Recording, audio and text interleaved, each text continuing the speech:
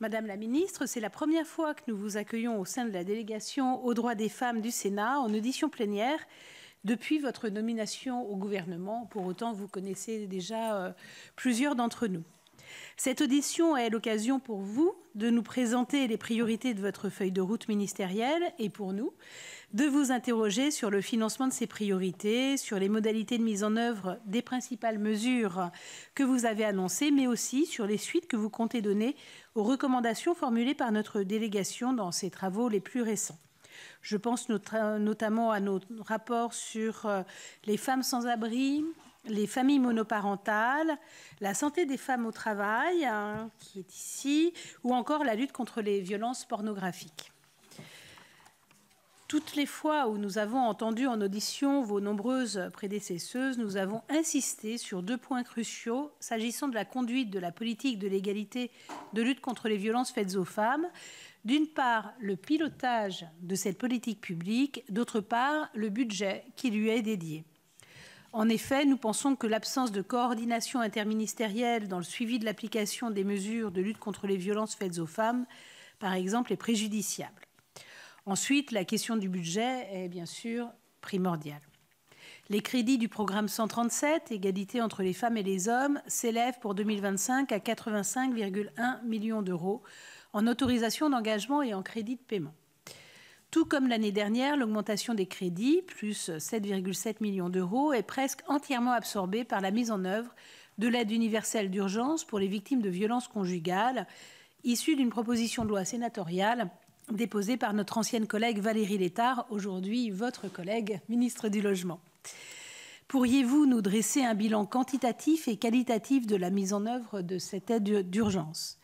Plus largement, les associations féministes alertent de longue date sur le financement insuffisant de la politique de lutte contre les violences et en faveur de l'égalité. Pas plus tard que le 27 octobre 2024, de nombreuses organisations de lutte contre les violences faites aux femmes, dont la Fondation des femmes, le Planning familial ou la FNSF, ont fait part dans une tribune publiée par Le Monde de leurs difficultés financières et du manque de moyens dédiés à la lutte contre les violences faites aux femmes. Pouvez-vous nous apporter des précisions sur le montant des financements pluriannuels aujourd'hui dédiés à cette politique ?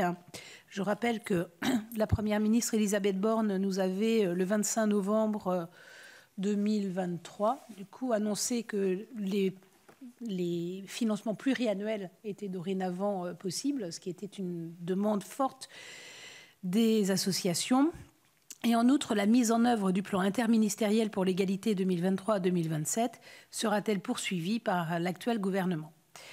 Pour ma part, je plaide depuis longtemps pour la création d'un fonds dédié à la lutte contre les violences intrafamiliales.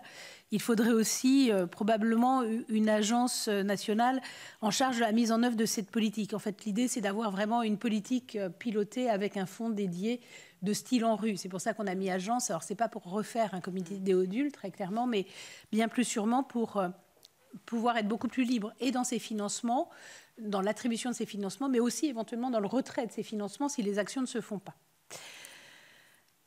Vous avez annoncé, Madame la Ministre, un plan de bataille contre les violences faites aux femmes pour le 25 novembre, en vous appuyant notamment sur une cellule d'urgence gouvernementale censée trouver des mesures simples et concrètes pour lutter contre les violences sexistes et sexuelles. Pourriez-vous nous en dire plus, d'une part sur le fonctionnement de cette cellule, d'autre part sur les mesures que vous avez déjà identifiées comme prioritaires ?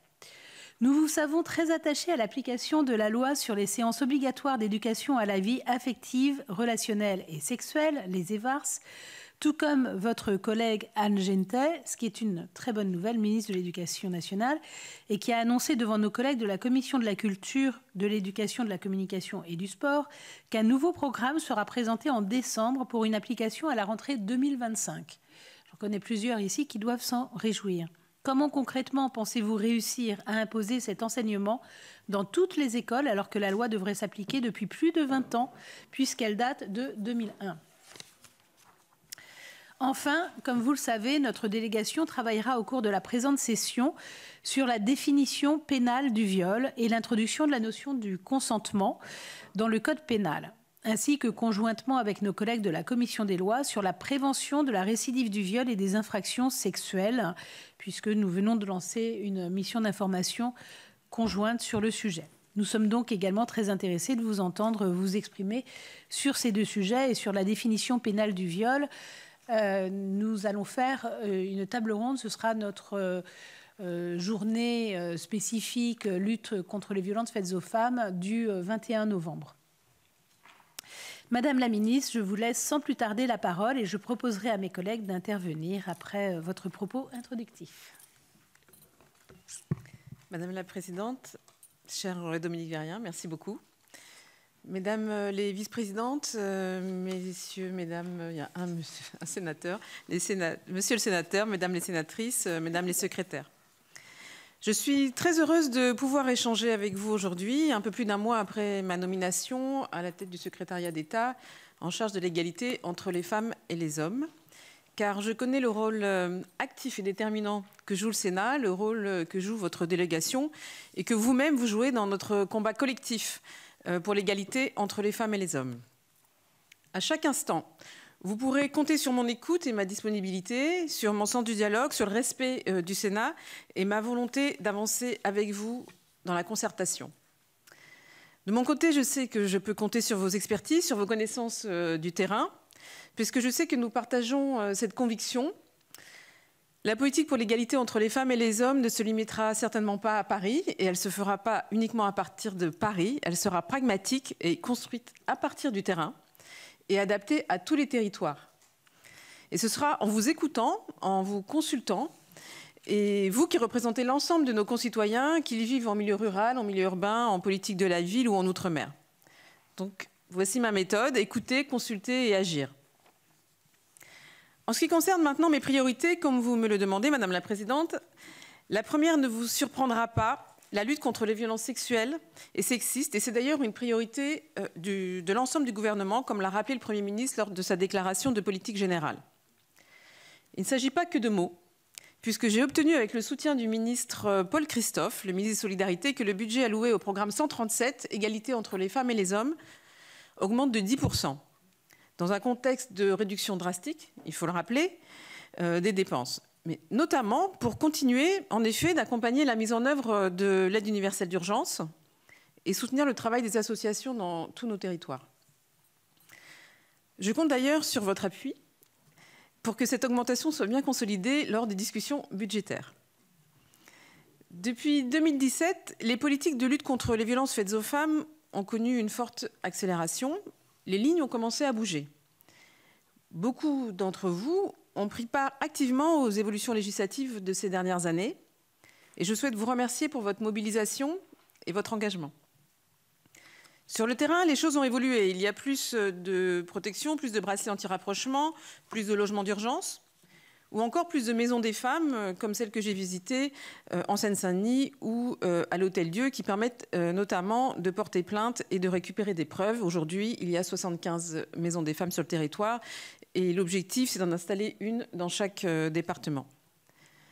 Donc l'aide universelle d'urgence, dont le financement est assuré en 2025, comme j'ai dit, en moins d'un an, c'est un dispositif qui a déjà fait ses preuves. Entre décembre 2023 et juillet 2024, 26 525 aides ont été versées par les CAF et les caisses de la MSA, dont 206 prêts pour un montant moyen de 869 €. Enfin, il y a ce dispositif complet auquel je crois beaucoup, le Pacte Nouveau Départ. Je me suis rendue déjà dans le Val d'Oise, qui est le département pilote le plus avancé sur sa mise en œuvre et qui l'expérimente depuis un peu plus d'1 an maintenant. Et je compte bien me rendre dans les 4 autres départements pilotes, à commencer par La Réunion et la Côte d'Or. En tant qu'ancienne préfète, je sais ce qu'on peut attendre d'un tel dispositif de coordination. Quand tous les acteurs sont mobilisés, quand le parcours est vraiment construit autour de la personne et quand l'énergie se maintient. Mais pour cela, il faut de la détermination, de la ténacité et il faut, je dirais, se retrousser les manches. Je suivrai personnellement la mise en place de ce nouveau dispositif pour être certaine que sa bonne mise en œuvre soit efficace, pour que nous puissions ensuite le généraliser dans toute la France, car tous ces dispositifs représentent des progrès évidents. Mais tout n'est pas réglé pour autant. D'une part, nous devons aller plus loin encore dans la lutte contre les violences conjugales. D'autre part, vous le savez, les violences faites aux femmes ne se limitent en aucun cas à ces seules violences conjugales. Et la lutte contre les violences sexistes et sexuelles hors du cadre conjugal et familial demeure encore trop souvent un angle mort de notre politique publique. 7 ans après MeToo, ne relâchons pas nos efforts. D'ailleurs, les chiffres publiés hier à la hausse nous le démontrent.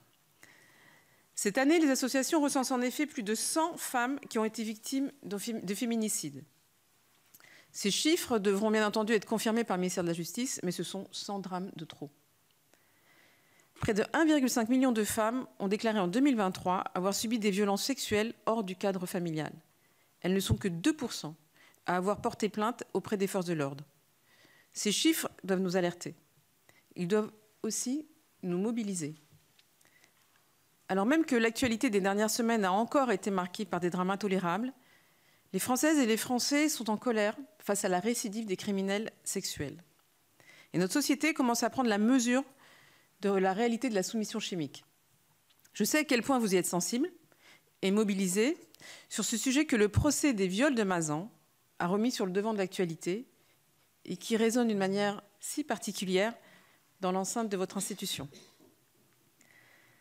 Je veux saluer ici le courage de la députée Sandrine Josso, dont j'attends avec impatience les propositions dans le cadre de sa mission avec les sénatrices Véronique Guillotin, qui a été reconduite par le Premier ministre. Elle s'est engagée avec Caroline Darian, la fille de Gisèle Pellicot, au sein de l'association M'endors pas, pour faire bouger les lignes. Caroline Darian me l'a dit quand nous nous sommes rencontrés, il y a urgence à agir et il est temps d'accélérer. C'est pour cela que j'ai installé, en effet, le 21 octobre, une cellule d'urgence en réunissant autour de la table des experts pluridisciplinaires, des représentants d'associations, des forces de l'ordre, des personnels de santé et de la justice. L'objectif est clair et la méthode très pragmatique. Identifier les priorités d'action, recenser les propositions déjà sur la table, arbitrer, expérimenter, évaluer.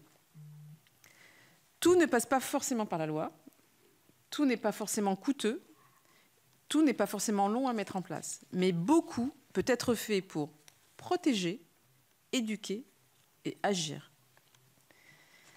De premières mesures seront annoncées en effet le 25 novembre, journée internationale de lutte contre les violences faites aux femmes. Mais d'ores et déjà, nous avons souvent l'occasion d'en parler ensemble directement. Certains de mes collègues se sont engagés à faire plus et mieux. Le ministre de l'Intérieur va améliorer et renforcer la formation des policiers et des gendarmes aux violences intrafamiliales. Le ministre de la Justice a déclaré vouloir travailler sur la question de la prévention de la récidive des criminels sexuels. Et je sais à quel point vous êtes engagés sur ce sujet. Avec le garde des Sceaux, nous sommes également prêts ensemble à travailler sur une évolution de notre droit, notamment s'agissant de la question du consentement. Nous savons que c'est un sujet sensible, mais nous savons aussi qu'il faut y travailler. Nous avons également un travail extrêmement important à mener avec la ministre de l'Éducation nationale pour mettre fin, en effet, à 20 années d'impuissance publique en matière d'éducation à la sexualité. Et nous devons comprendre pourquoi la loi de 2001 n'est toujours pas appliquée. Et je serai particulièrement attentive à la mise en œuvre rapide et effective des programmes qui doivent être publiés d'ici la fin de l'année. Car sans une éducation à la sexualité réellement dispensée, nous ne ferons pas progresser le consentement, ni évoluer les pratiques et les comportements. Et c'est une priorité pour moi. Plus largement, certaines associations demandent une loi cadre intégrale contre les violences sexuelles. C'est une question dont nous devons débattre ensemble, dont le seul souci de l'efficacité. Comment faire appliquer les lois existantes à l'image de celles de 2001 ? Faut-il de nouvelles dispositions législatives ? Faut-il une loi d'ampleur qui serait autant une nécessité qu'un signal ? Nous le savons bien, le procès Mazan a eu un retentissement qui a largement dépassé nos frontières. Les réponses que nous devons apporter à l'exigence de lutte contre les violences faites aux femmes doivent être à la hauteur de cette prise de conscience. Mesdames, Messieurs, la lutte contre les violences est la priorité de mon action. Mais je refuse que l'on enferme les femmes dans une approche victimaire. Nous savons à quel point les inégalités, les stéréotypes qui persistent dans tous les domaines créent un terrain propice aux violences. C'est pourquoi je compte m'investir totalement sur les autres axes du plan interministériel pour l'égalité entre les femmes et les hommes 2023-2027. En premier lieu, pour renforcer et atteindre l'égalité économique et professionnelle. Nous devons tout d'abord nous préoccuper davantage encore de l'employabilité des femmes et de leur autonomie financière. Celles qui sont parents isolés d'un enfant mineur, celles qui sont dans des situations de grande pauvreté ou à la rue. Je vous sais mobiliser à 100% pour mieux les accompagner, comme en témoignent les propositions qui existent dans ces murs, notamment sur la question des familles monoparentales, sur laquelle nous allons travailler avec la ministre Agnès Canayer, mais aussi avec d'autres membres du gouvernement. D'autre part, j'ai hâte de prendre plus connaissance des constats et des recommandations que vous avez formulées dans votre rapport sur les femmes sans abri.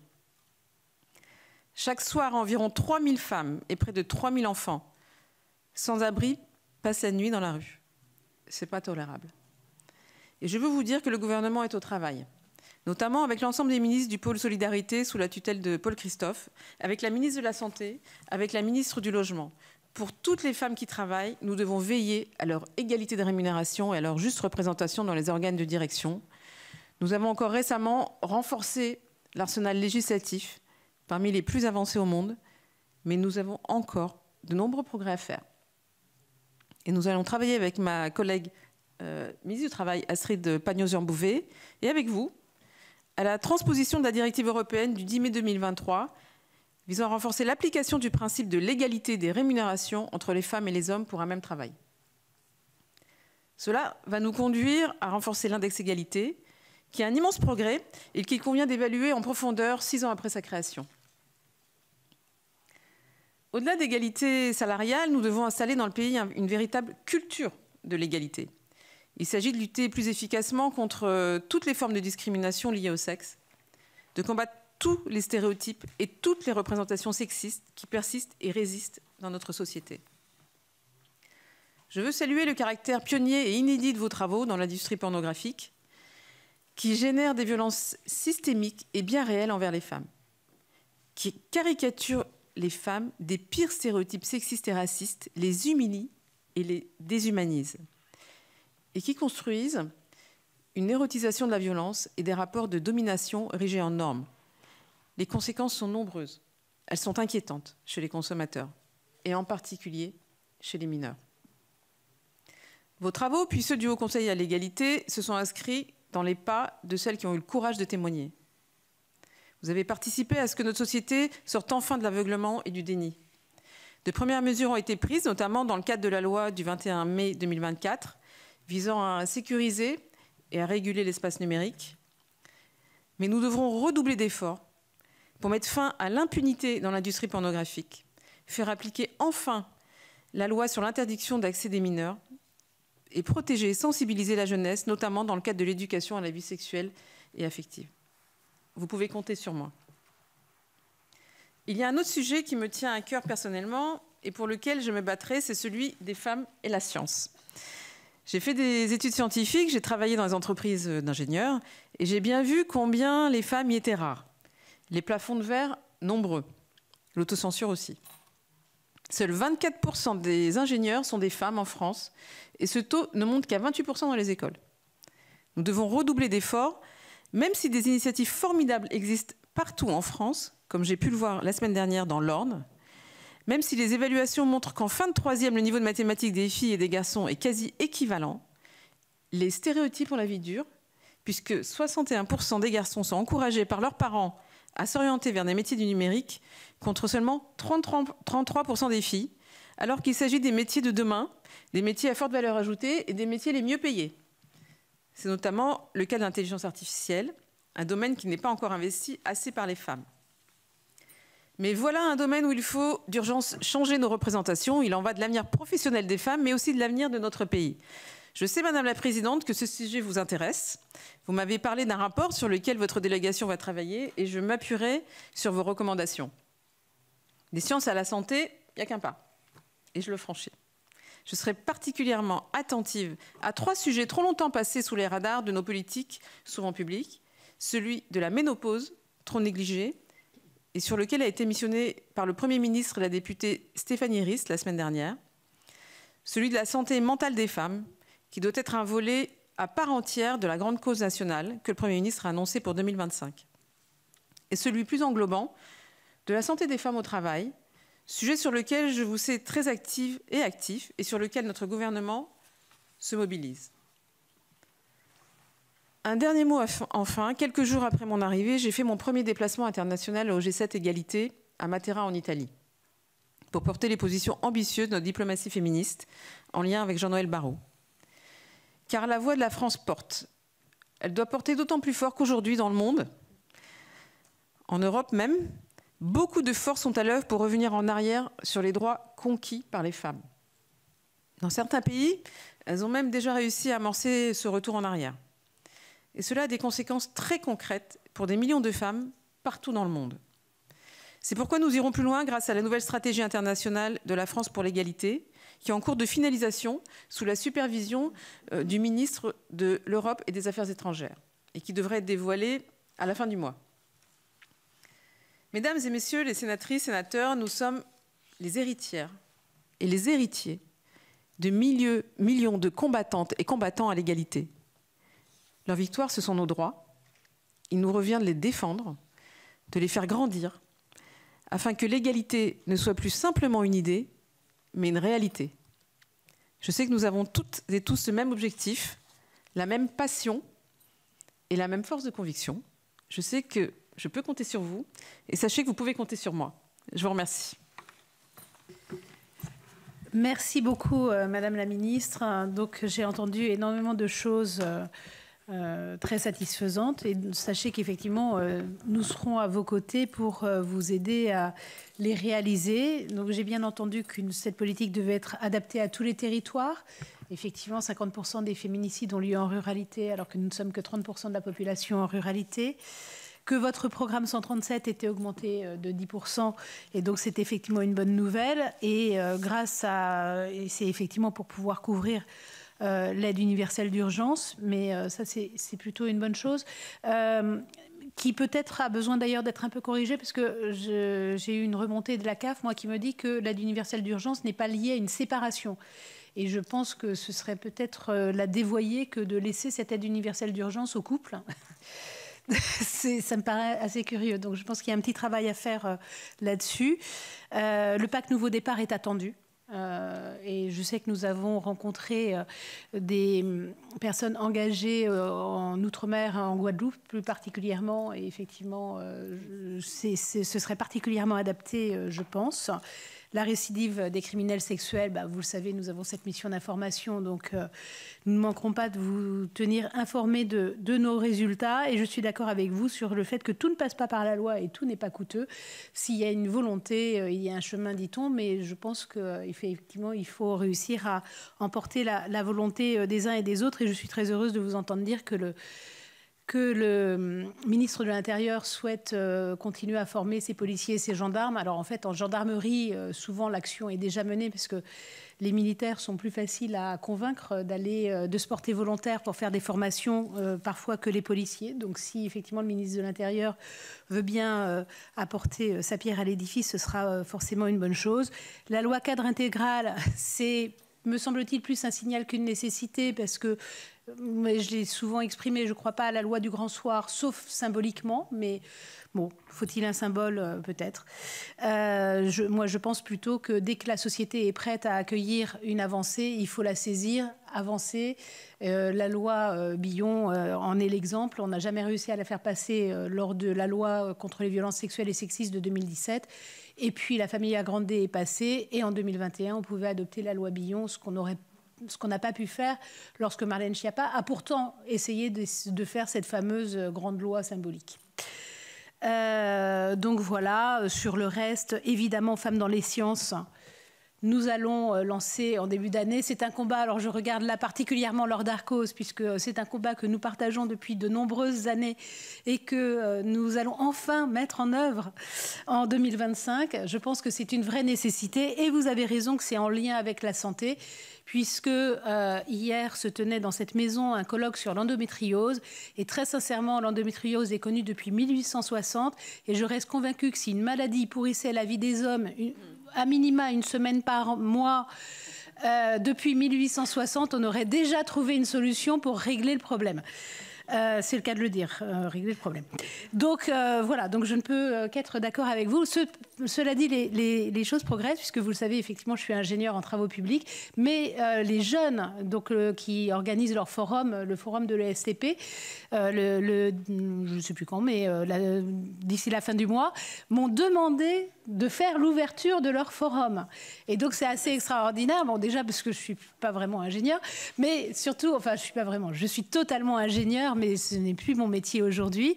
Mais cela dit, ça progresse, puisque c'est effectivement une femme à qui ils demandent de venir ouvrir leur forum. Donc, c'est un beau symbole au niveau des travaux publics. Donc voilà, et je vais maintenant laisser, j'ai trop parlé, mais je vais laisser la parole, alors dans l'ordre d'apparition, Annick Billon, Laure Darcos, puis Laurence Rossignol, dans l'ordre des demandes, et Colombe Brossel ensuite. Donc Annick Billon. Merci. Et Marie, merci. Merci Madame la Présidente. Madame la Ministre, très heureuse de vous accueillir ce matin au sein de cette délégation. Félicitations pour votre nomination et comme vos prédécesseurs, la délégation avec notre Présidente aura à cœur de faire avancer les sujets que vous avez pu évoquer dans vos propos liminaires. Juste 2 remarques peut-être d'abord par rapport à l'obtention de plus 10%, donc félicitations, vous avez su être combatif par rapport à un budget qui est quand même revu à la baisse et partout on cherche des économies, donc félicitations à vous Madame la Ministre. Une deuxième remarque sur la ménopause. Je me réjouis de cette nomination d'une députée en mission. Je regrette qu'il n'y ait pas une mission conjointe Sénat-Assemblée nationale et j'aurais été, par exemple, très intéressée pour y participer. Donc, globalement, c'est vrai que souvent, c'est quand même intéressant d'avoir le Parlement et je regrette vraiment que seul... voilà. Et j'aurais pu, comme le souligne ma collègue Laurence Rossignol, pu témoigner vu mon grand âge. Voilà. Donc, voilà, ces 2 remarques parce que ça aurait pu être intéressant d'avoir à la fois le Sénat et l'Assemblée nationale. Après, plus sérieusement, chers collègues, peut-être un sujet d'abord sur l'application de la loi. 2 questions. Un qui concerne la prostitution. Le gouvernement fixe parmi ses objectifs l'aide à la sortie de la prostitution. Il poursuit le déploiement du parcours de sortie qui reste avec un soutien financier assez anecdotique quand même. Hein. Il est question de quelques centaines d'euros, 342 € par bénéficiaire. Donc moi je voudrais à la fois savoir... Est-ce que vous avez imaginé, quand toutes les associations dénoncent ce montant insuffisant, qu'est-ce que vous avez imaginé par rapport à ce sujet de la prostitution et quand aura-t-on enfin des condamnations d'acheteurs d'actes sexuels, puisque les chiffres stagnent de manière considérable. Donc là, c'est une question sur l'application de la loi. Également, la présidente Dominique Vérien y faisait référence sur la loi du 21 avril 2021. J'aimerais savoir, puisque je reçois de temps en temps des courriers de procureurs qui me disent voilà, c'était la première condamnation dans mon département. Je pense qu'il serait intéressant de savoir combien on a réussi depuis cette loi du 21 avril 2021 à condamner d'agresseurs majeurs par rapport à des victimes mineures dans le cadre de l'application de la loi et peut-être qu'est-ce qui a fait défaut. Je pense que c'est toujours intéressant d'avoir un retour sur... la capacité à la loi à être appliquée et quels sont peut-être les écueils. Donc c'était une deuxième question. Sur l'endométriose, c'est vrai qu'en septembre 2023, votre prédécesseur Bérangère Couillard, alors ministre en charge de l'égalité entre les femmes et les hommes, s'était dite favorable à la publication d'un décret pour prendre en charge les femmes atteintes d'endométriose. À nouveau, en 2024, Catherine Vautrin annonçait que le gouvernement agissait pour que la sécurité sociale puisse également prendre en charge en janvier 2025 un test salivaire pour détecter l'endométriose. Donc je voudrais savoir où on en est de ce processus. Et une dernière question, Madame la Présidente, pour ne pas être trop longue et en laisser à mes collègues, concernant la Ciivise et son emblématique juge Durand. Lorsqu'on a auditionné Judith Godrèche, il en avait été beaucoup question à nouveau. Il y avait 82 propositions sur la table. Et je vous pose cette question parce que la Ciivise, on entend assez peu parlé désormais. Nous étions il y a quelques semaines avec Laurence Rossignol et la présidente dans l'Yonne. Nous avons fait un déplacement à la fois auprès de la PJJ et dans un centre de détention. Et ce qui est effroyable, c'est que finalement plus de 80% des agresseurs sexuels ont été eux-mêmes victimes. Et ce sont souvent des victimes qui n'ont pas été reconnues comme victimes et qui deviennent agresseurs. Donc, quid de ces 82 propositions et quid de la Ciivise? Je vous remercie, Madame la Présidente. Laure Darcos et Laurence Rossignol. Ensuite, vous répondrez et on reprendra derrière Colombe Brossel, Marie Mercier, Gilbert Favreau. Oui, alors je vais... Non, ça marche? Ah ben voilà. Merci, Madame la Ministre, pour vos propos et bien évidemment pour ce que vous avez dit sur les femmes et sciences. J'avais saisi Pape Ndiaye en son temps, parce qu'il n'y a pas que le problème de la représentation des femmes dans ce milieu-là, mais le problème des maths en lycée, qui continue avec la réforme du lycée à ne pas être dans le tronc commun en première et terminale. Enfin, c'est en première, mais ça ne sert à rien parce que ça n'est pas en terminale. Et je pense que ça, c'est un vrai sujet. Je vais laisser mes collègues parler de leur sujet de prédilection. Moi, mon dada du moment, si je puis dire, c'est sur la demande de décharge aux responsabilités solidaires. On a eu un texte très important sur la justice patrimoniale au sein de la famille. Et ça fait quand même 3 PLF successifs où à chaque fois on dépose des amendements dans ce sens pour une décharge, notamment quand l'ex-conjoint se met en insolvabilité et l'ex-épouse est obligée d'être responsable devant la loi, de payer bien évidemment toutes les impositions. Et on avait avancé avec cette PPL, sauf que Monsieur Cazenave, à l'époque, nous avait pris l'engagement, bien évidemment, que l'administration fiscale serait beaucoup plus clémente. De l'association principale qui nous a saisis, il n'en est rien. Et j'ai plusieurs cas où, bien évidemment, elles ne sont pas remboursées de toutes ces avances qu'elles ont fait d'imposition fiscale. Et c'est absolument scandaleux. Alors, je vous demande votre soutien, bien évidemment, je sais que je l'aurai. Mais dans le cadre de ce projet de loi de finances, on va essayer d'en remettre une couche. Mais c'est insupportable parce qu'on nous dit que ça ne peut pas être dans le cadre de la loi, qu'on ne peut pas aller si loin. Mais bon, c'est peut-être aussi parce que les ministres se succèdent les uns derrière les autres de manière un peu trop rapide. Mais les engagements ne sont jamais pris au niveau de Bercy. Et du coup, il y a quand même beaucoup de centaines de femmes qui sont en attente de cette solution. Je pense que peut-être à terme, je dis ça à la présidente, je pense qu'il faudra peut-être aller beaucoup plus loin. Est-ce qu'au moment où il y a une reconnaissance de séparation, qu'on oblige à ce qu'il n'y ait plus de conjoints, enfin, il y a sûrement des choses à continuer à faire sur ce sujet, parce que c'est absolument insupportable. C'est double peine, et on en arrive à ces fameuses violences économiques que subissent ces femmes. Juste avant de passer la parole à Laurence Rossignol pour continuer, on en a parlé d'ailleurs ce matin avec Elsa et on se proposait de faire un courrier conjoint pour rappeler la solidarité fiscale. C'est quand bien même vous êtes marié en séparation de biens, si votre mari a volé les impôts, on vous demande de rembourser. Alors que peut-être que vous n'y êtes pour rien, que vous n'avez jamais vu la couleur de cet argent. Qu'il a contracté des crédits, etc. Et vous vous retrouvez, bien que séparation de biens, etc., on va quand même venir prendre, y compris votre héritage, etc., pour pouvoir rembourser les dettes. Voilà. Quitte à d'ailleurs payer une taxe foncière sur une maison que vous n'avez jamais vue et qui a été vendue aux enchères pour pouvoir déjà rembourser une partie de ses dettes, quoi, hein. Donc c'est une solidarité forcée voilà, contre laquelle nous luttons.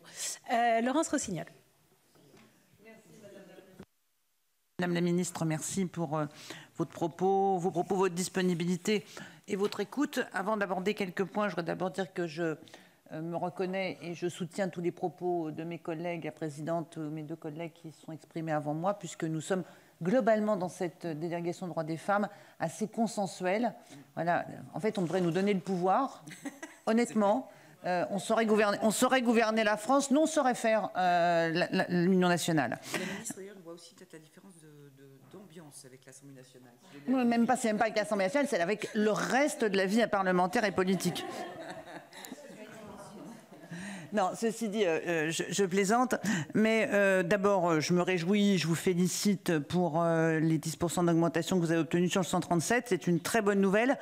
Pour autant, je tempère un peu notre enthousiasme parce que je ne suis pas sûre que ça compense l'effet qu'auront sur les femmes l'ensemble des restrictions budgétaires qui vont être faites cette année, et en particulier celles sur les collectivités locales, puisque vous savez que les collectivités locales sont impliquées dans la lutte contre les violences, l'hébergement d'urgence et soutiennent les associations. Pardon, excusez-moi. Je disais les départements, violences intrafamiliales, c'est pas notre mission, on arrête de payer. Hein. Voilà. Donc, j'ai peur qu'à la fin, malgré votre détermination et votre effort, la balance ne soit pas équilibrée en matière de politique de droits des femmes. Je voudrais vous évoquer peut-être quelques petits sujets. Le premier, c'est sur la soumission chimique. Il y a un amendement de Sandrine Josso qui a été adopté au PLFSS. Étant donné la procédure qui va s'imposer, le gouvernement va présenter un PLFSS qui est son projet de loi, améliorer des amendements qu'il aura décidé de retenir à l'Assemblée nationale. J'imagine, j'espère, et je vous fais confiance pour y veiller, que l'amendement de Sandrine Josso sera retenu, d'autant plus qu'il ne coûte pas grand-chose.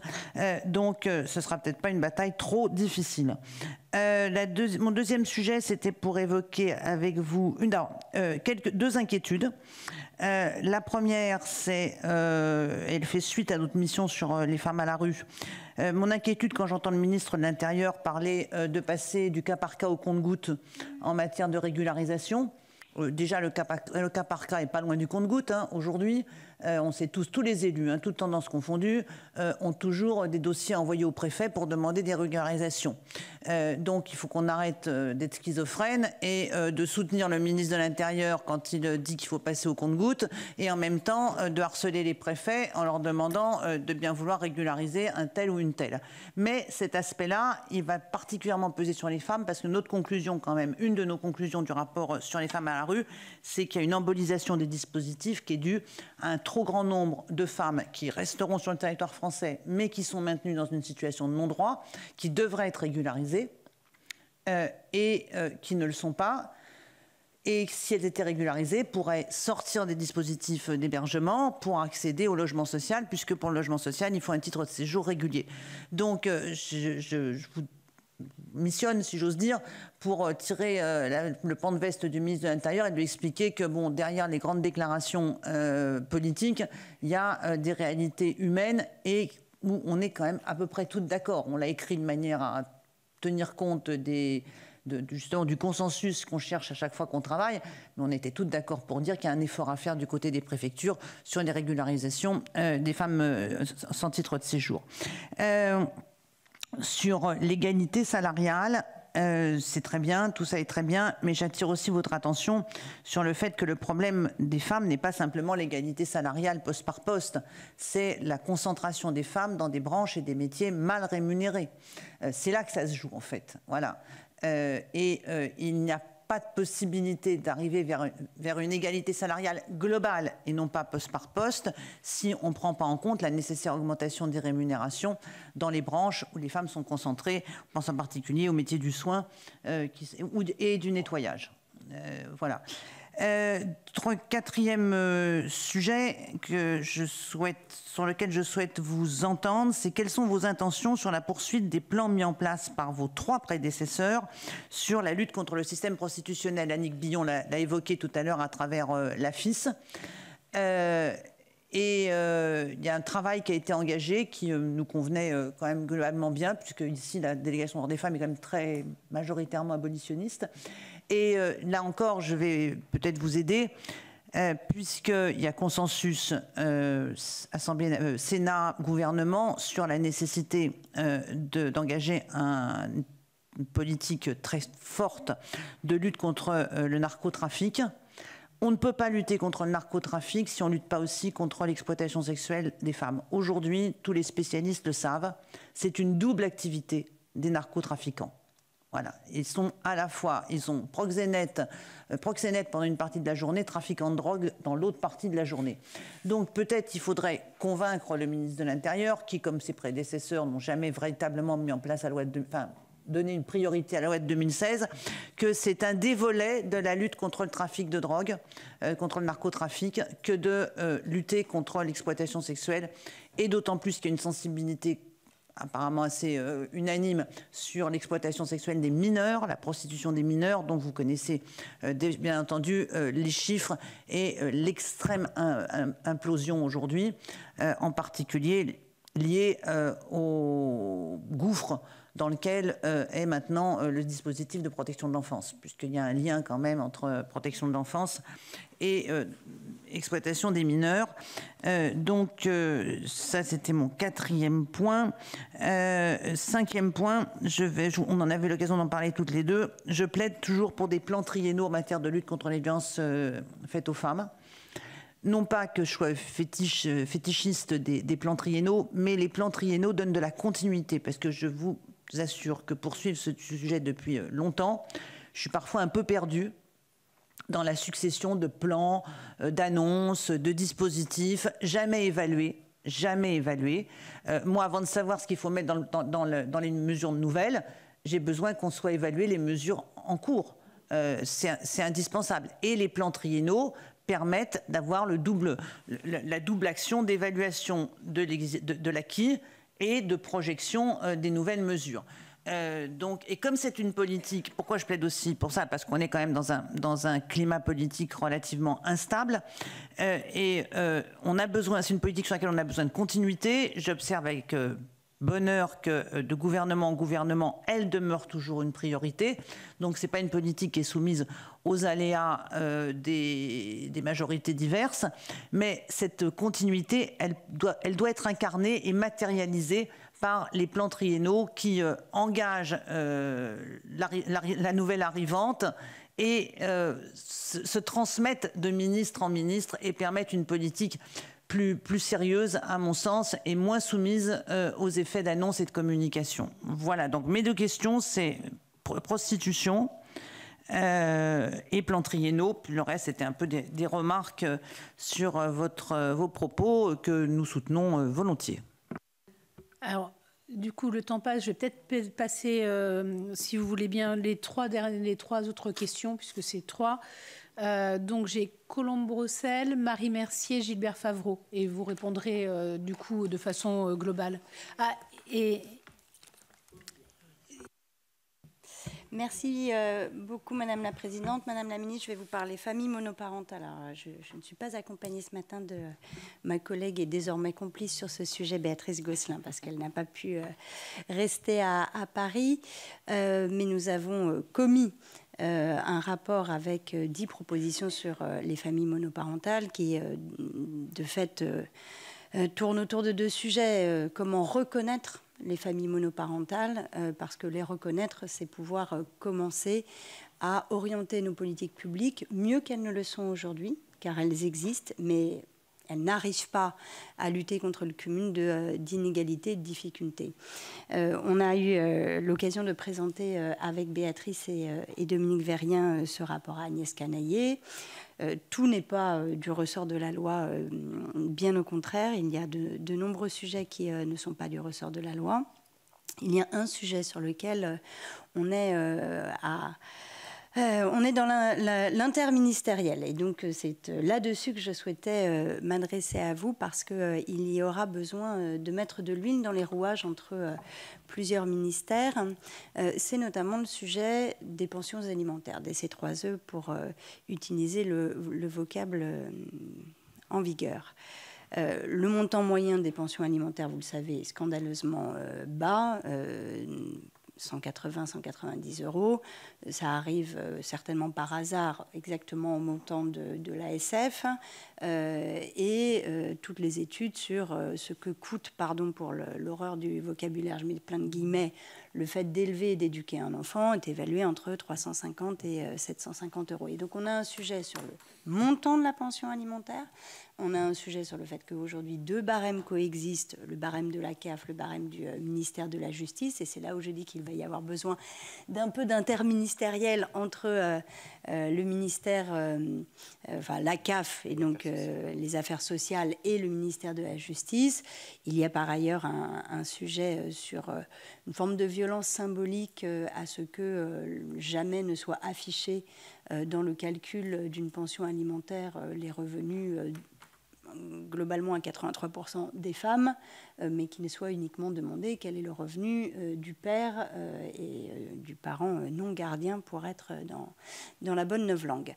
Voilà, donc c'est un sujet important. Il y en a plein d'autres qui relèvent soit de sujets budgétaires, évidemment, soit de sujets législatifs, soit de sujets qui sont plus d'ordre réglementaire, mais sur ce sujet-là, il y aura besoin que chacun ne reste pas dans son couloir de nage, et c'est un sujet absolument primordial, que ce soit en termes de pouvoir d'achat, et on est bien sur un sujet de difficulté économique, que ce soit sur un sujet d'arriver à faire en sorte qu'on ne se satisfasse plus d'un montant qui est trop faible, et puis évidemment continuer à travailler. Ça nécessite de mettre un peu de sous à la CAF, j'en conviens, peut-être même un peu plus qu'un peu, pour que on cesse de se satisfaire d'avoir 25% de pension alimentaire due, qui ne soit pas payée.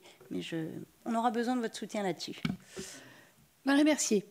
Merci beaucoup, Madame la Présidente. Merci Madame la Ministre, de vos propos et de votre volonté manifeste. J'ai une audition à 9h50, donc malheureusement, je ne vais pas pouvoir écouter vos réponses, mais je les lirai avec attention. Je voudrais revenir, vous l'avez dit dans vos propos, sur la protection des enfants vis-à-vis des films pornographiques. Vous avez vu l'arrêt de la Cour d'appel du 17 octobre qui condamne les sites extra-européens qui ne contrôleraient pas l'âge des utilisateurs. En ce qui concerne les sites européens, nous attendons l'arrêt de la Cour de justice européenne. Vous savez que le référentiel qui sera mis en place par la loi SREN sera immédiatement frappé par une QPC. Donc les sites pornographiques se frottent les mains et pourront continuer de faire du commerce. J'insiste sur le mot commerce. Madame la Ministre, il y a une possibilité. Le traitement des films pornographiques est considéré comme un commerce par le fameux arrêt Google Ireland qui a eu une interprétation le 9 novembre 2023 qui dit que c'est justement un commerce. Or, la France pourrait, le gouvernement a la possibilité de notifier à chacun des États membres de l'Europe d'où proviennent ces films, je pense à la Tchécoslovaquie, en leur disant vous envoyez un produit chez nous, nous avons une loi qui impose le contrôle de l'âge. Donc la France peut notifier à chacun des pays d'Europe d'où ça part et ensuite le notifier à l'Europe. Mais pour ça, il faut une vraie volonté gouvernementale. Je ne doute pas que vous l'ayez et je compte vraiment sur vous pour faire ce travail qui est un travail considérable et qui pourrait, je dirais, pallier le fait de considérer que le film pornographique est un commerce. Ce n'est pas un commerce, c'est un souci de santé publique que je n'ai pas le temps de développer ici, mais chacun le comprendra bien. Donc en arguant du fait que la France doit protéger et accentuer sur ce dispositif-là de protection et de santé publique. Je vous remercie de votre aide, Madame la Ministre. Je ne doute pas qu'elle sera précieuse. Très bien. Et donc, directement, Olivia Richard, Gilbert Favreau ayant dû nous quitter pour aller à la Cour de justice de la République. Toujours les bonnes excuses. Merci, Madame la Présidente. C'était une boutade. Madame la Ministre, merci pour votre présence ce matin qui était très attendue. Je suis sénatrice des Français établis hors de France, donc j'ai un prisme un petit peu international. Vous dire tout d'abord qu'il y a un nombre indéterminé de Français à l'étranger, on l'estime à 3 millions. On va couper à moitié peut-être donc 1,5 million de femmes françaises à l'étranger. Leurs profils sont très divers. On peut estimer que la moitié d'entre elles sont des binationales et une partie ne parle même pas français et vivent à l'étranger. Une autre sont des femmes qui suivent leur conjoint, car c'est encore une majorité de femmes qui suivent un homme à l'étranger. Et elles se retrouvent, je sais que vous avez été alertée à l'Assemblée nationale par ma collègue Amélia Lacrafi sur la question de la vulnérabilité, je n'y reviens donc pas.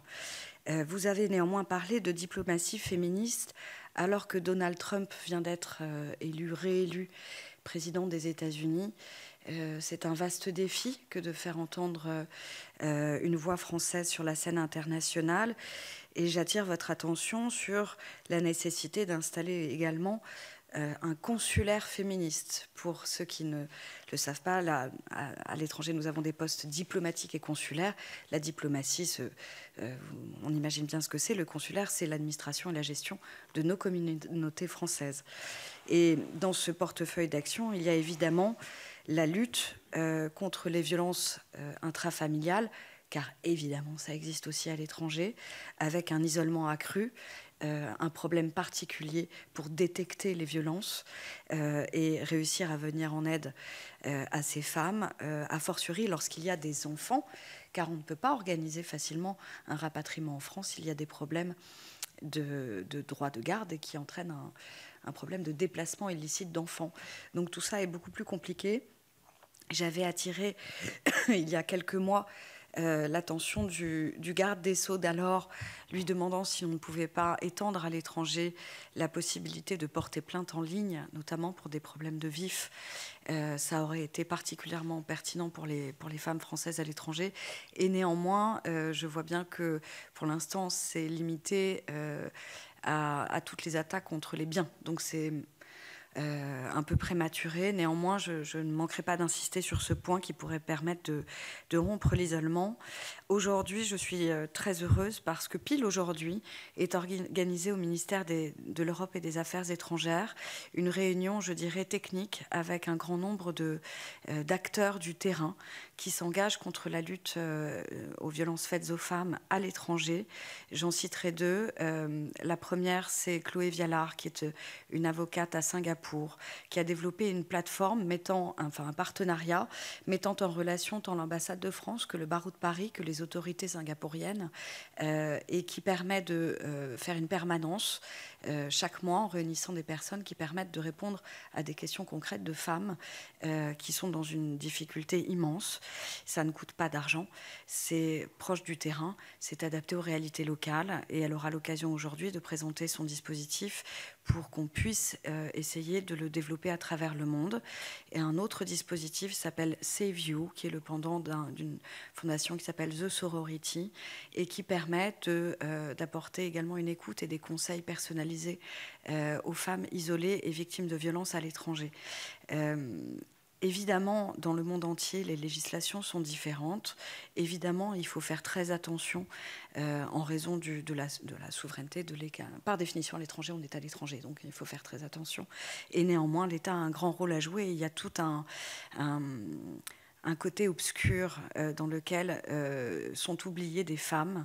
La diplomatie avait annoncé avoir aidé 120 femmes l'année dernière, rapporté à 1,5 million. Ça ne marche pas. Il y en a trop qu'on ne voit pas.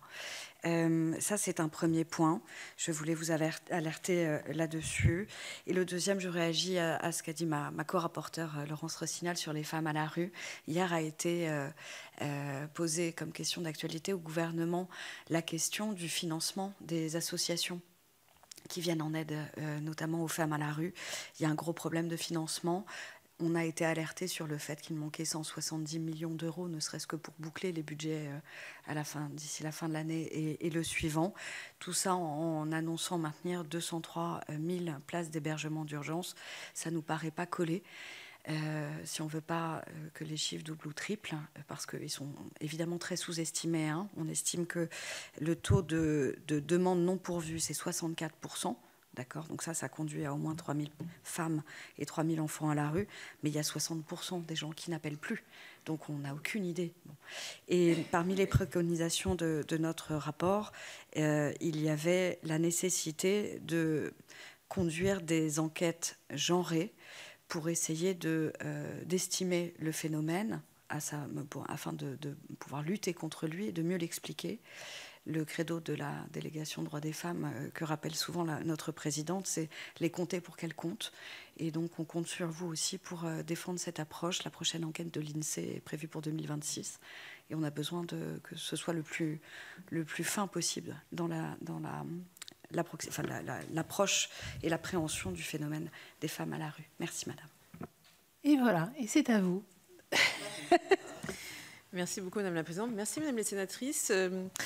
Avant d'essayer de répondre à vos questions, même si je n'ai pas l'ensemble des réponses, mais je les trouverai, je voulais déjà vous remercier, puisque j'apprécie beaucoup vos propos, puisque non seulement vous avez des questions, mais des suggestions et des pistes pour y travailler. Et je trouve ça très appréciable, puisque ça m'aide évidemment, en tant que secrétaire d'État, de me dire que je peux m'appuyer sur vos propositions assez concrètes pour faire avancer les différents sujets. Ce qui a été également relevé et qui est un point important sur la mission qui m'incombe, c'est que c'est essentiellement un travail interministériel. Et ça, en effet, c'est peut-être ce qui est le plus difficile. Et c'est la raison pour laquelle je vais y mettre de l'énergie. Je vais avoir besoin de votre soutien également. Et ce que je vous propose, c'est que pour certains sujets, qu'on organise ensemble des rendez-vous avec les ministres concernés pour mettre un petit peu plus de pression sur certains ministres pour faire avancer les sujets. Puisque, comme vous l'avez dit, il y a eu plusieurs ministres et mes prédécesseurs ont fait quand même un gros travail. Et elles ont essayé à chaque fois de faire avancer les sujets. Et on ne sait jamais quelle est la durée, en effet, de vie du ministre. Donc, je pense que dans les rendez-vous, il faut y aller tout de suite en force et pas se dire qu'on va avoir plusieurs rendez-vous. Donc... sinon, sur les différents sujets, je vais tenter de répondre ou de donner en effet les orientations sur lesquelles j'aimerais qu'on travaille ensemble. Sur le sujet des femmes à la rue, en effet, ce que vous avez évoqué, Madame la sénatrice Rossignol, sur les régularisations, les femmes qui, en effet, en situation irrégulière dans les hébergements d'urgence et qui sont sur les territoires depuis longtemps, sur le territoire français et qui ne partiront pas du territoire français, c'est un sujet qui a été évoqué par la ministre du Logement, qui a été évoqué avec le ministre de l'Intérieur. Et donc, c'est un sujet sur lequel nous travaillons. Je n'ai pas la réponse du ministre de l'Intérieur, mais je peux vous dire que ce sujet a été évoqué extrêmement clairement pour faire en sorte de libérer en effet les places, en sachant que ces femmes, de toute manière, vont rester sur le territoire et que nous avons des métiers en tension dans ce pays. Et comme vous l'avez dit, pour avoir été préfète, j'ai reçu un certain nombre de sollicitations pour régulariser des situations alors que les mêmes personnes, publiquement, tenaient un autre discours. Et je n'hésitais pas à leur rappeler, parce qu'en effet, je pense qu'à un moment, un peu de cohérence politique, un peu de cohérence humaine et un peu d'intelligence, ça ne fait pas de mal pour faire avancer notre pays et avancer la politique et faire en sorte que nous puissions améliorer la situation des personnes sur notre territoire et notamment des femmes et des enfants qui sont en danger. Donc ce point est pris et nous y travaillons. J'espère apporter, avec ma collègue du logement qui se bat, je peux vous le dire, en fait une solution. Concernant, je vais le faire un peu de manière globale, concernant le sujet de la prostitution. Donc, je continuerai en effet le plan qui a été lancé par mes prédécesseuses. Et bien sûr que je vais rester cohérente sur cette politique. Je sais que le budget, ce n'est jamais assez, mais je vous assure que dans les temps actuels, c'est déjà pas mal. Et comme je l'ai dit en propos liminaire, c'est un sujet interministériel. Donc mon objectif, c'est aussi d'aller chercher du budget dans les autres ministères, puisque c'est sûr que c'est pas avec le budget uniquement du secrétariat égalité femmes-hommes, qui est déjà pas mal, puisqu'il a été quand même doublé en quelques années.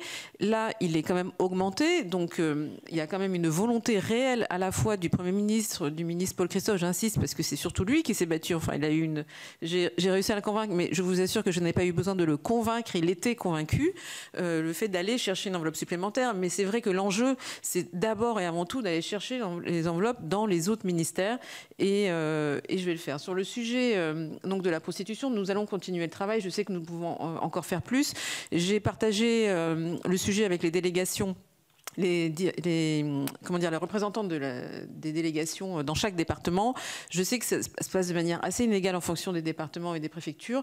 Donc j'ai indiqué que je ferai passer un message au préfet pour faire en sorte que le programme d'accompagnement de sortie de la prostitution soit vraiment suivi partout dans les départements. C'est un travail, en effet, c'est essentiellement une volonté politique et d'accompagnement avec l'ensemble des acteurs. Concernant les plans triennaux, nous en avons parlé en effet, Madame la sénatrice. Moi, je suis tout à fait volontaire. Aujourd'hui, il existe déjà des CPO. Je sais qu'il y a... Alors, attendez, je regarde honnêtement le papier parce que je ne suis pas... que certaines associations ont déjà des plans. Voilà, il y a 24 CPO. Exactement. Mais je suis de votre avis. Moi, je pense que ça donne de la visibilité aux associations. De toute manière, on sait qu'il faut travailler et qu'il faut travailler sur plusieurs années. C'est pas un travail annuel, c'est un travail au long terme.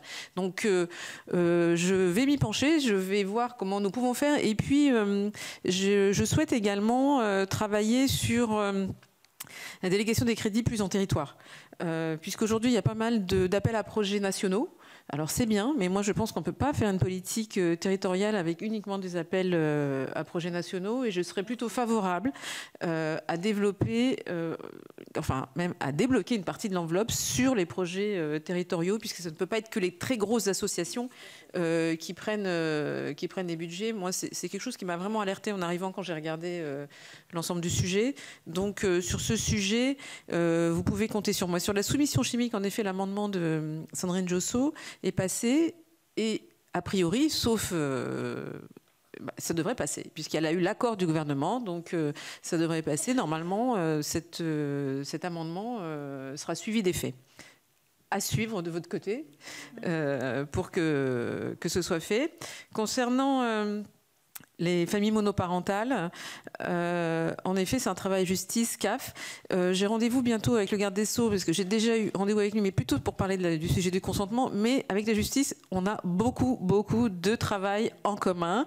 Donc, on y travaille. Alors, je vous avoue que je dois me battre. C'est pas toujours évident, parce que la justice a aussi d'autres sujets, pas que le nôtre. Mais j'ai une écoute attentive du garde des Sceaux. Et ensuite, il faut juste que ce soit suivi des faits. Donc, j'ai bien noté le point, et en effet, on va y travailler. Et Madame la sénatrice Ordakos, chère Laure, sur le sujet, vous m'avez déjà alerté. Et ce que je vous propose, ça fait partie des rendez-vous où je vous propose que nous allions à Bercy en délégation, en effet, puisque je pense que ce sujet est vraiment une histoire de justice. Il n'y a pas de raison, en effet, que les femmes soient victimes des dettes de leur mari. Donc, puisque le sujet a déjà été évoqué à Bercy avec les ministres précédents, ben, allons-y maintenant. Oui, bah après, je ne ferai pas de commentaires sur le sujet. Mais je pense qu'il faut y aller maintenant pour en effet faire avancer quelque chose qui vous a été quand même plus ou moins promis, en fait. Donc à un moment donné, il faut le faire. Donc ce sujet, je propose qu'on y avance très vite. Sur le sujet de la pornographie, j'ai noté en effet la proposition. Alors l'arrêt Google, je vais regarder, je vais me pencher sur la question, parce que je pense qu'en effet, il n'y a pas de raison que la loi soit détournée, en fait, avec des manières un peu... voilà, hein, le commerce est toujours un peu, comment dire, quand il s'agit de gagner de l'argent, les entreprises trouvent toujours des biais, mais quand il s'agit de gagner de l'argent de cette manière, pour moi c'est intolérable. Donc je vais creuser la question sur cet arrêt Google et voir comment on peut l'appliquer ici. Concernant les femmes à l'étranger, en effet, c'est un sujet sur lequel j'étais alertée, mais auquel je suis sensible, puisque vous avez raison. Ça fait pas très longtemps qu'on accompagne en fait nos concitoyennes qui sont dans les territoires à l'étranger. Je pense que c'était une très bonne idée de mettre des consulaires féministes. Il y a quand même, en effet, on se rend compte que il y a une prise de conscience. Moi, j'ai rendez-vous avec l'entreprise Seview bientôt. Je sais que je travaille avec aussi la députée Lacrafi qui m'a vraiment alertée sur le sujet pour mettre en place des conventions et alerter les entreprises en fait qui envoient leurs salariés là-bas et qui n'oublient pas de prendre en compte l'accompagnant, en fait, le conjoint accompagnant. Et aujourd'hui, il y a déjà une forte sensibilité auprès de l'ensemble des ambassades, mais je pense que ça vaut le coup d'y travailler plus et d'assurer en effet des permanences, puisque quand elles sont loin, isolées, loin de leur famille, loin géographiquement, et qu'elles ne peuvent pas revenir avec leurs enfants sous le bras, c'est pas si simple. Le fait d'être accompagné sur tout le volet administratif, et pas que, hein, parce qu'évidemment psychologique, mais il y a quand même un gros sujet administratif quand on est loin. C'est un sujet sur lequel je vais travailler. On a commencé et j'en ai parlé avec le ministre Jean-Noël Barrot. Et comme vous l'avez dit, il y a des réunions aujourd'hui et j'ai quelqu'un de mon cabinet qui est particulièrement mobilisé sur le sujet. Quoi d'autre? Sur les chiffres, Madame la sénatrice, j'ai malheureusement pas les réponses à tous vos chiffres, mais en revanche, je prends les différents points, que ce soit les 82 propositions d'Acivis, que ce soit les fameux tests sur l'endométriose. Alors là, je vais vraiment aller voir ma collègue Catherine Vautrin, parce que je pense que c'est une bonne idée. Moi, je n'étais pas informée, je vous avoue, mais je prends le point. Je reviendrai vers vous avec ces chiffres. Et concernant les agresseurs majeurs, là, c'est pareil. Je vais voir avec le ministre de la Justice. Je suis désolée, Madame la sénatrice, de ne pas avoir les réponses aujourd'hui, mais vous pouvez être sûr que je vais aller chercher. Concernant la loi intégrale, je suis d'accord avec vous, Madame la sénatrice. Pour moi, l'idée, c'est pas forcément de faire une grande loi, mais en revanche, lorsque j'ai reçu les associations sur le sujet, je leur ai demandé de m'envoyer les propositions. Alors, pour être tout à fait transparente, elles ont fait beaucoup de communication, mais les propositions, je ne les ai pas encore vues. Donc, je leur ai dit, moi, je suis en attente des propositions. Elle me dit, on y travaille. Et parce que je pense que dans le lot des propositions, il doit forcément en avoir des très intéressantes. Je ne parle pas forcément d'une grande loi intégrale, mais en tout cas, m'inspirer de ce qu'elles peuvent proposer. Parce que oui, les propositions viennent du terrain, et ça, j'y crois. Moi, je leur ai dit que j'aimerais bien les avoir très rapidement. J'ai encore reçu une association hier qui m'a dit qu'elle allait me les envoyer. Je ne les ai toujours pas reçues, mais je ne doute pas que je les recevrai avant la fin de la semaine, parce que j'aimerais, dans les annonces du 25 novembre, m'inspirer également de certaines propositions qui pourraient être mises en place rapidement. Donc je ne sais pas si j'ai répondu à l'ensemble de vos propositions, de vos questions, mais ce que je voulais vous dire surtout, c'est que vous pouvez vraiment compter sur mon engagement, mais je souhaite qu'on travaille ensemble, puisque je vois que vous avez des propositions assez concrètes, et je vous propose un mode de fonctionnement et une méthode de travail pour faire avancer les différents sujets, et je vous propose d'aller vite. Je vous remercie. Mais écoutez, merci beaucoup parce que vous avez été parfaitement synthétique et concrète aussi. Donc, vous pourriez tout à fait venir nous rejoindre à la délégation aux droits des femmes. Mais je vous propose qu'effectivement nous fassions équipe et nous serons là pour vous soutenir. Oui, ça peut s'arranger. Non plus. Donc, vous inquiétez pas. Vous serez la bienvenue, en tout cas. Mais pour l'instant, surtout, restez ministre. Et nous vous accompagnerons dans cette démarche qui nous paraît tout à fait constructive et à laquelle nous nous associerons.